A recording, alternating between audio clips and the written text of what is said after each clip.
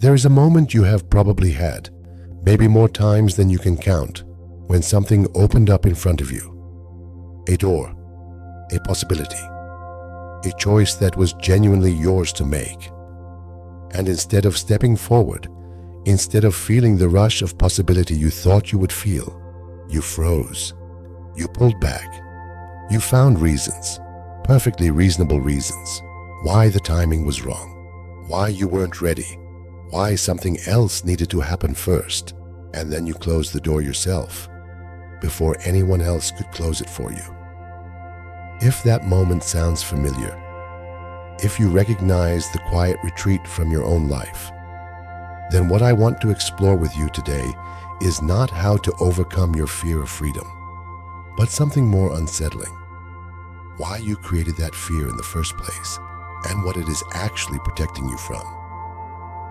We speak about freedom as though it were universally desired, as though every human being, given the chance to live without constraint, without the dictates of others, without the walls of circumstance pressing in from all sides, would leap forward with gratitude and joy.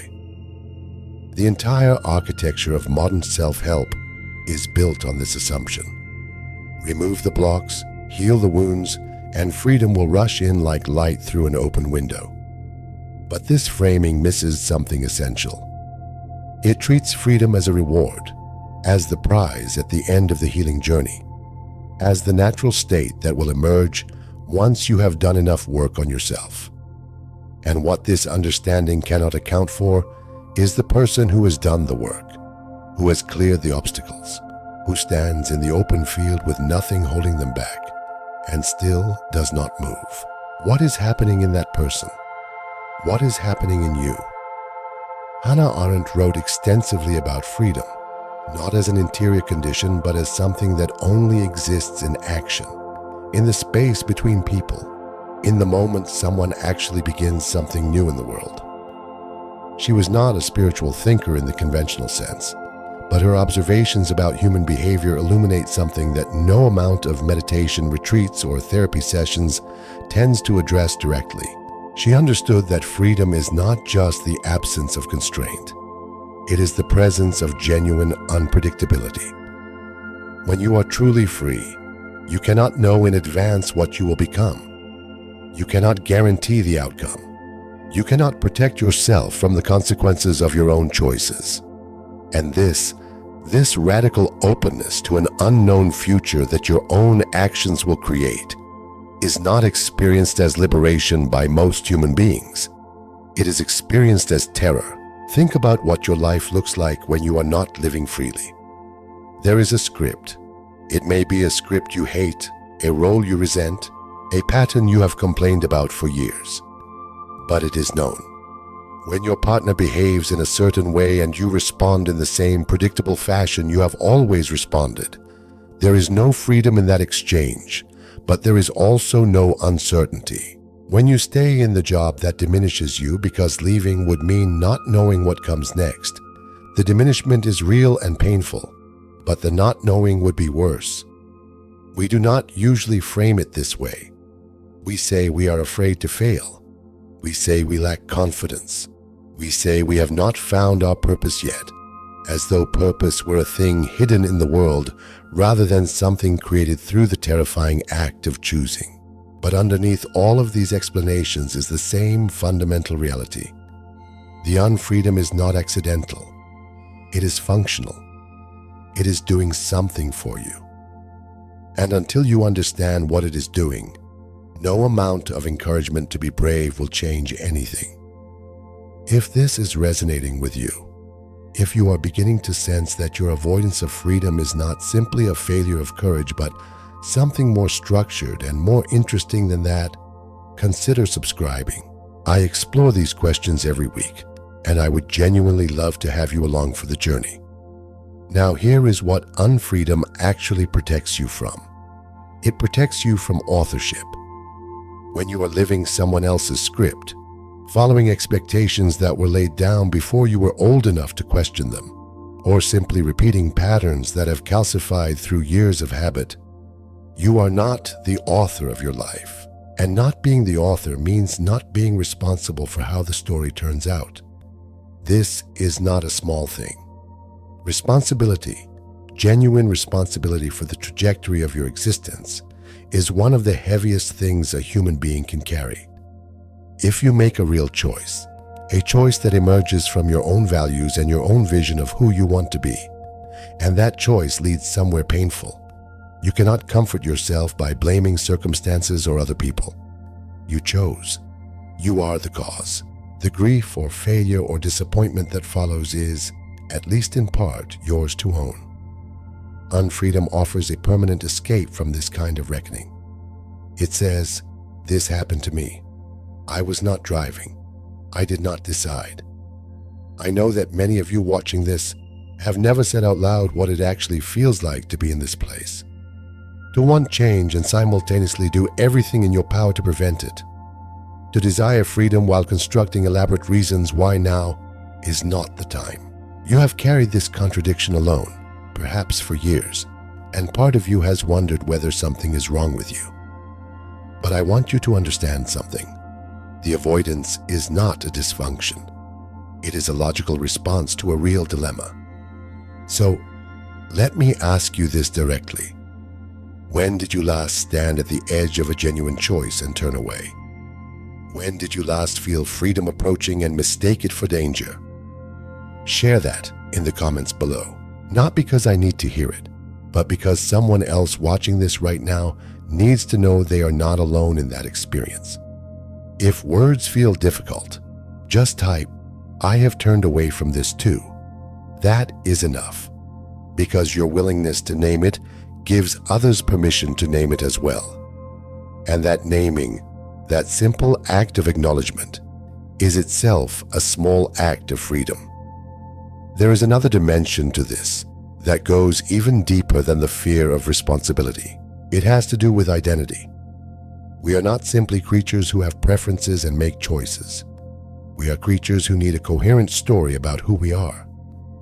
The self is not a fixed object, but a narrative, an ongoing account of why we do, what we value, where we came from, and where we are going. And this narrative depends on continuity.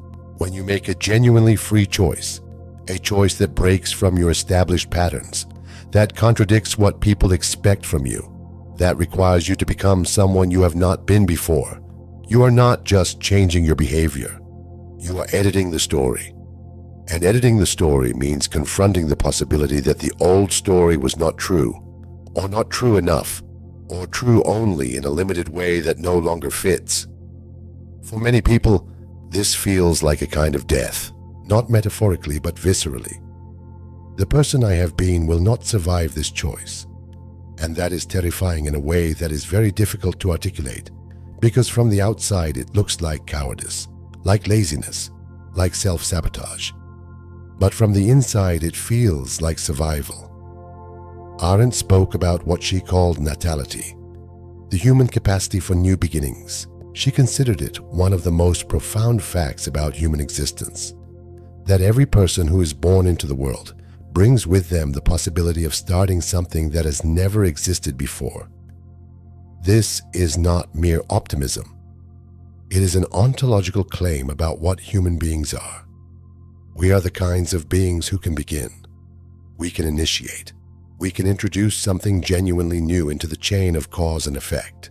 But natality, this capacity for beginning, only becomes real when you actually begin something. And beginning something real means accepting that you cannot know where it will end. The beginning is always a kind of leap, and the ground you land on is not guaranteed. Consider what it would mean to actually inhabit your freedom for a single day, not to fantasize about it, not to plan for it, not to wait until conditions are more favorable, but to make one genuinely free choice today, a choice that cannot be justified by external necessity or social expectation, a choice that comes from something in you that knows what it wants, even when you are not sure why. Most people, when they try this experiment, discover something surprising. The thing they want is not dramatic. It is not a grand gesture or a complete reinvention of their lives. It is something small and specific and deeply their own. Perhaps it is a conversation they have been avoiding, or a creative project they have abandoned, or a way of spending a single afternoon that aligns with what they actually love rather than what they feel they should be doing. And the terror that arises around even these small acts of authentic choosing reveals just how thoroughly we have been trained to defer our own authority, to treat our own desires as suspect, to wait for permission from somewhere outside ourselves. Where does this training come from? It comes from everywhere, and it starts very early. From the moment we are old enough to understand that other people have expectations of us, we begin the work of learning to manage those expectations. We learn which parts of ourselves are acceptable and which must be hidden. We learn to perform competence and contentment even when we feel neither. We learn that the price of approval is a certain degree of self-abandonment. And because approval is necessary for survival when you are small and dependent, the trade seems obvious. The problem is that the training does not stop when the necessity stops. Long after we are independent adults capable of surviving without approval, we continue to operate as though it were still the most important currency. We continue to shape ourselves around external expectations even when no one is explicitly demanding it. The cage becomes internal. And because it is internal, because you are both the prisoner and the guard, it becomes very difficult to see clearly where the walls actually are. This is what makes the fear of freedom so peculiar. It is not the fear of something outside you. It is not a fear of the world or other people or circumstance. It is the fear of your own capacity, of what you might choose if you allowed yourself to choose fully, of who you might become if you stopped managing yourself so carefully. And underneath that fear is a question you have perhaps never let yourself ask directly. What if what I truly want is not what I am supposed to want? What if my authentic desire, the one that has been waiting patiently beneath all the performance and self-management, is inconvenient, embarrassing, incompatible with the identity I have worked so hard to construct? What if freedom, when I actually take it, leads somewhere I cannot predict and did not plan for? If what we have been exploring here is opening something real for you, something you have been sensing for a while but could not quite name, then I want you to know you are not alone in this. There are many of us sitting with these questions, learning to distinguish between the freedom we perform and the freedom we actually inhabit, learning to recognize the moment when we are about to close the door on ourselves and pausing there in that moment, long enough to ask what the closing is protecting. I make these videos for people who are not satisfied with simple answers, who are willing to sit with uncomfortable questions because they sense that the discomfort is pointing towards something real. If that is you, consider subscribing and joining this community of people who are willing to look honestly at the shape of their own lives. And please, leave a comment below. Tell me, what does your particular avoidance of freedom look like? What is the door you keep almost opening? I read every comment, and what you share matters not just to me but to others who are reading and recognizing themselves in your words. The final thing I want to leave you with is not an instruction or a prescription. It is an observation that I find both unsettling and somehow deeply relieving. The fear of freedom does not mean you lack freedom. It means you have it. You cannot fear something you do not possess. The very intensity of your avoidance is a kind of proof, a signal that the capacity for genuine choice is present and active in you, waiting. The question is not whether you are free.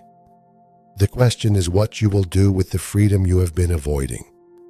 And that question, unlike most of the questions we carry, is one that only you can answer in the specific, unrepeatable texture of your actual life.